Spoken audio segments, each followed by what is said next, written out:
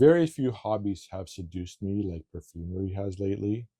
It's actually amazing. It's all I think about.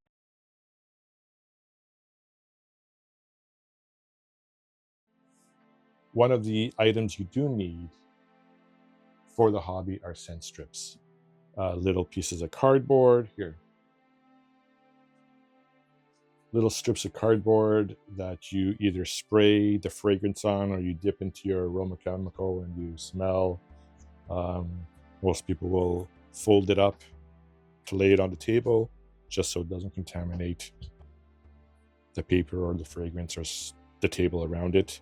And usually you write the name of the fragrance or the aroma chemical on the piece of paper or cardboard. Now I've got a whole host here. Got a jar full. You use them quite often. You can purchase them on Amazon. $36 Canadian. That's the Amazon's choice for 1,000 scent strips. The scent strips are 1.5 centimeters by 13.7 centimeters, if I am not mistaken. But we're going to make our own. 2 reasons. First of all, this is a DIY channel. We like doing things ourselves. We don't like going out and purchasing things if we can make them at home. I mean, why go out and pay $500 for a 50 milliliter bottle of Baccarat Rouge 540 by Maison Francis Kurkdjian when you can make it yourself? I'm kidding. I'll never be able to make an essence or a fragrance like Baccarat Rouge, nor will I ever have the knowledge, nor will I ever have access to the quality of materials that a fragrance house like Maison Francis Kurkdjian would have. Anyways, second reason, I'm not paying $40 Canadian for 1,000 of these things. $40 Canadian is like 30 something dollars US. I purchased this watercolor paper from the dollar store. It's 20 sheets of paper. It's 300 GSM. The paper is, or cardboard. Let's take a look here. It's 0.4 milliliters in thickness, whereas a normal sheet of copy paper, printer paper, would be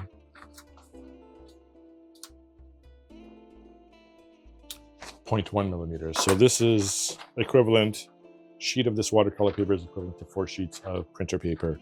So what we're going to do is we're going to cut one sheet.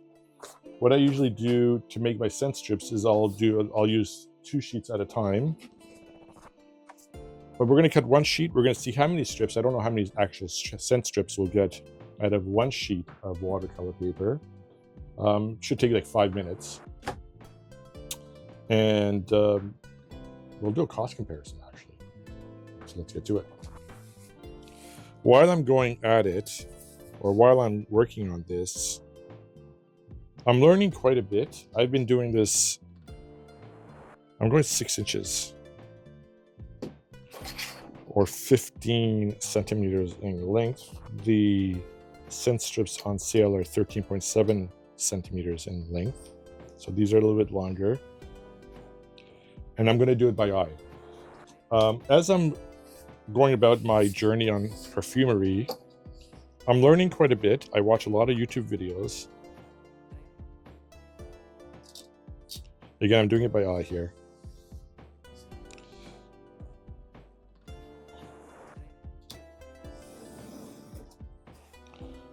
I'm cutting the scent strips in the shape of a cone, narrower end and the wider end here where you hold it. So that, let's say I want to get some, if I take some linalool, you should never smell from the bottle. Take the scent strip, dip it in the bottle.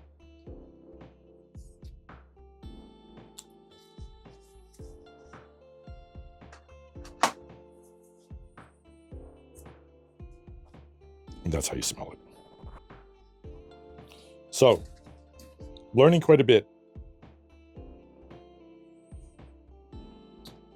As I'm learning, I have a lot of questions that I ask myself.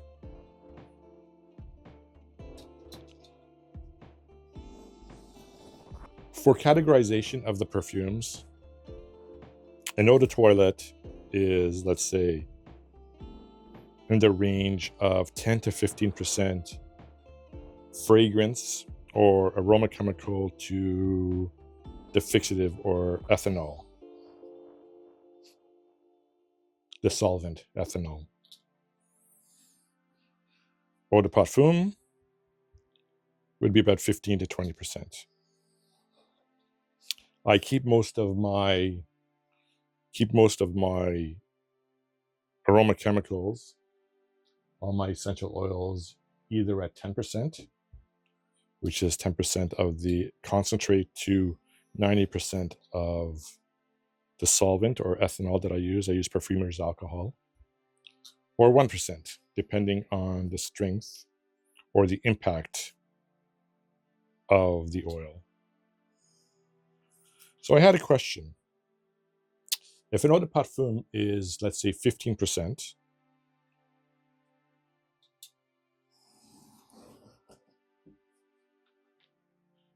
do I need to have all my essential oils at a 15% dilution, or can I use some at a 10% dilution and use my, let's say, ISO E Super at 100% dilution, do the calculations? I've done the calculations on an Excel spreadsheet, and you come up with 20%. Was that considered an eau de parfum? I didn't know the answer, so I asked somebody who I thought would know. As I mentioned, I do a lot of my learning on YouTube, and one great YouTube channel is 4160 Tuesdays, run by a perfumist, Sarah McCartney, a wonderful lady. She owns the line of 4160 Tuesdays. She reminds me of the Vivienne Westwood of perfumery. I mean that highly as a compliment, Sarah. Yeah, you're great. I think I've watched maybe 75% of all your videos. So I asked Sarah, I sent her a message, and she responded. And here's the response. Hello, salutations, blah, blah, blah. You are mathematically correct. However, eau de toilette and eau de parfum are in fact not measured by the strength of perfume, but how they behave. I have a fragrance at 5%, which I call eau de parfum, but which acts like a parfum. Parfum is one level higher than EDP, eau de parfum. There's eau de toilette, eau de parfum, and then parfum, which is the highest quality you can get. So she's saying I have an EDP, but acts like a parfum. It's the materials and how they work together that decides how we classify them. The percentages are guidelines and are way out of date. Now that some materials act like extrates at 1%. Extrate is concentrate. She's saying that even though some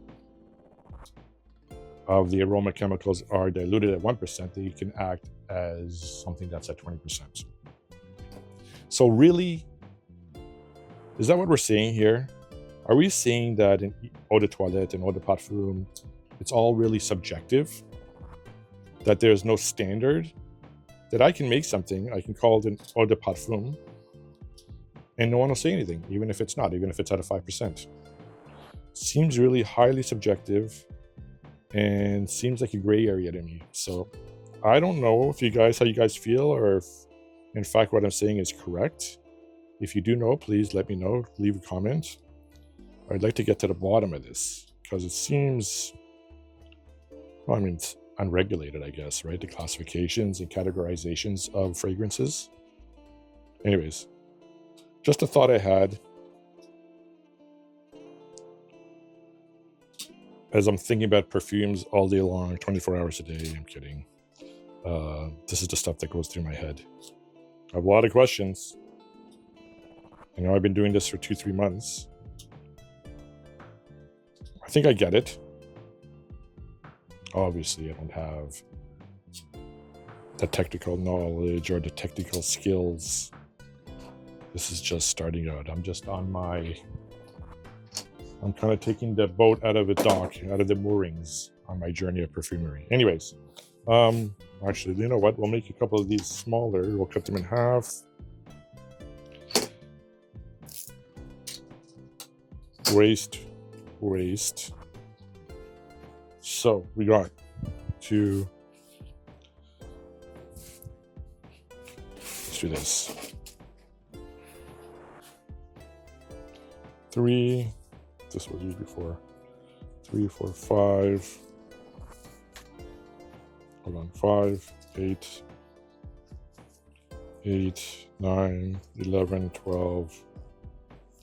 12 and 4 is 12 and 3 is 15, 16, 19, 20, 25, 31. How am I getting 31? Let's call it 30. How many? 31. It's one sheet of paper. So I got 31 from one sheet. So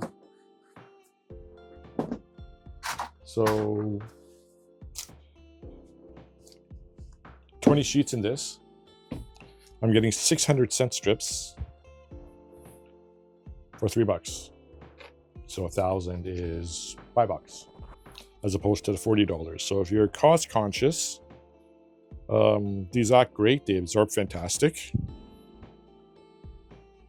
And you're paying an 12% of the cost of buying the scent strips on Amazon. So that's it. I'll be making some videos in the future on perfumery. We're just getting started. I want to make a video on making beeswax absolute. That's going to be my next one. That seems rather easy. But I'm going to make it. We'll see if you're successful. I don't know if we're going to be successful in making that. So that'll be upcoming. Thanks for joining, guys. We'll talk to you soon. Bye.